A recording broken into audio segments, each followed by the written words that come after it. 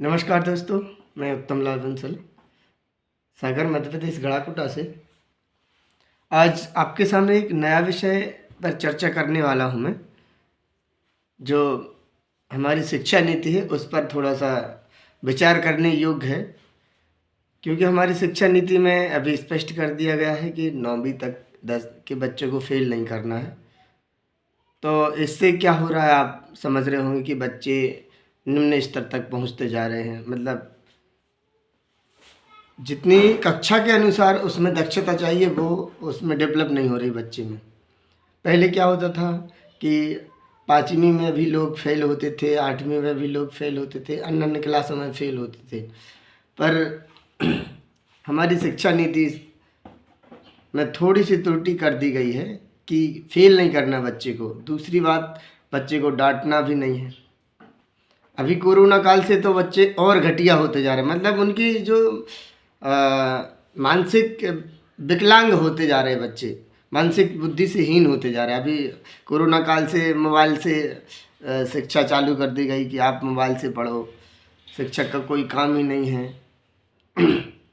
तो क्या इससे बच्चों की क्या हो रही है, बुद्धि स्ट्रांग हो रही? क्या मुझे नहीं लगता कि बच्चों की बुद्धि में कोई वृद्धि हो रही, बल्कि बच्चा डिपेंड हो रहा है, मोबाइल पर डिपेंड हो रहा है, टेक्नोलॉजी पर डिपेंड हो रहा है।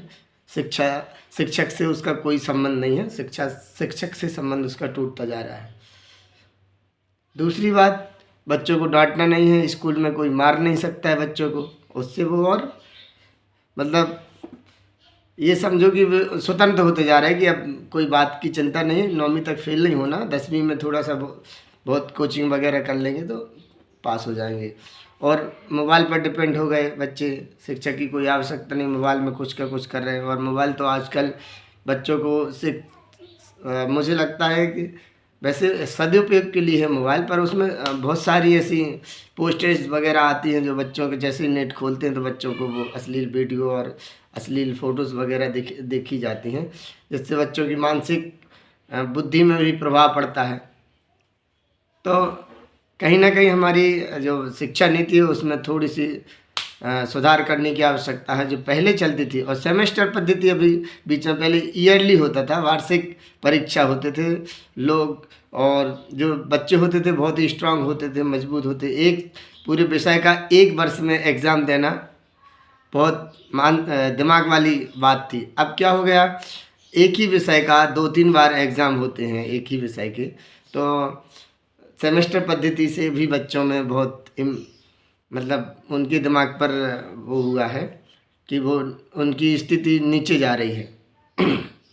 तो जो शिक्षक है हमारे, जो ऊपर के शोधकर्ता हैं, उनसे भी निवेदन है, आग्रह है कि इससे हमारे और बच्चों में मानसिक बुद्धि में, बच्चों की मानसिक जो बुद्धि है वो स्ट्रांग नहीं हो रही, बल्कि नीचे गिरती जा रही है। इसलिए और व्यवसाय शिक्षा बहुत कम देखी जा रही है। शिक्षा पर डिपेंड हो गए लोग, सरकारी नौकरियों पर डिपेंड हो गए हैं लोग कि मैं पढ़ूंगा तो मुझे नौकरी मिलेगी।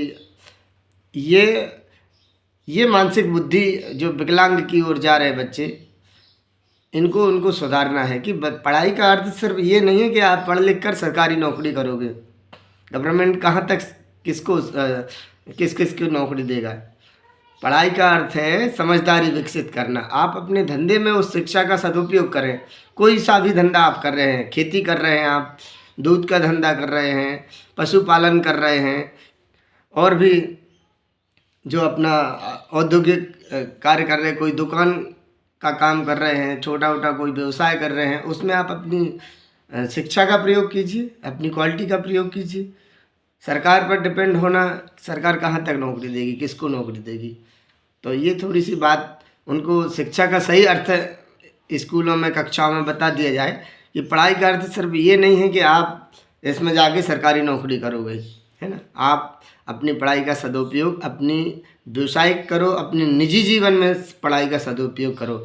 आप खुद एक मालिक बनने का प्रयास करो। ऐसे कुछ चीज़ें हैं जो हमें पढ़ाई की ओर ध्यान देना है। और बच्चों को, गार्जियन से भी आग्रह है कि जिनके बच्चे पढ़ रहे हैं उन पर ज़रूर निगरानी करें। आप बाहर भेज देते बच्चों को पढ़ने के लिए, जो अभी युवा पीढ़ी है हमारी बाहर रह रहे हैं, बच्चियां हमारी बाहर रह रही हैं, तो उनकी दैनिक दिनचर्या को थोड़ा सा आप शाम में उसकी फीडबैक लीजिए, क्या पढ़ा है आपने, कैसे रहा।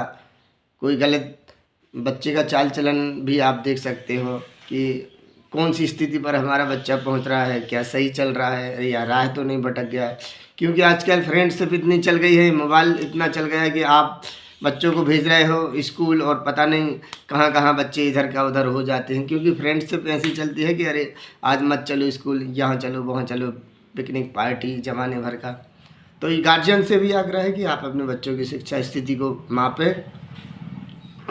बस मेरा यही कहना है कि अपनी शिक्षा स्थिति को मजबूत करने के लिए आपको स्ट्रांग बनना होगा, और कुछ जो हमारे शोधकर्ता हैं उनको भी इस पर ध्यान देना होगा। जय श्री राम।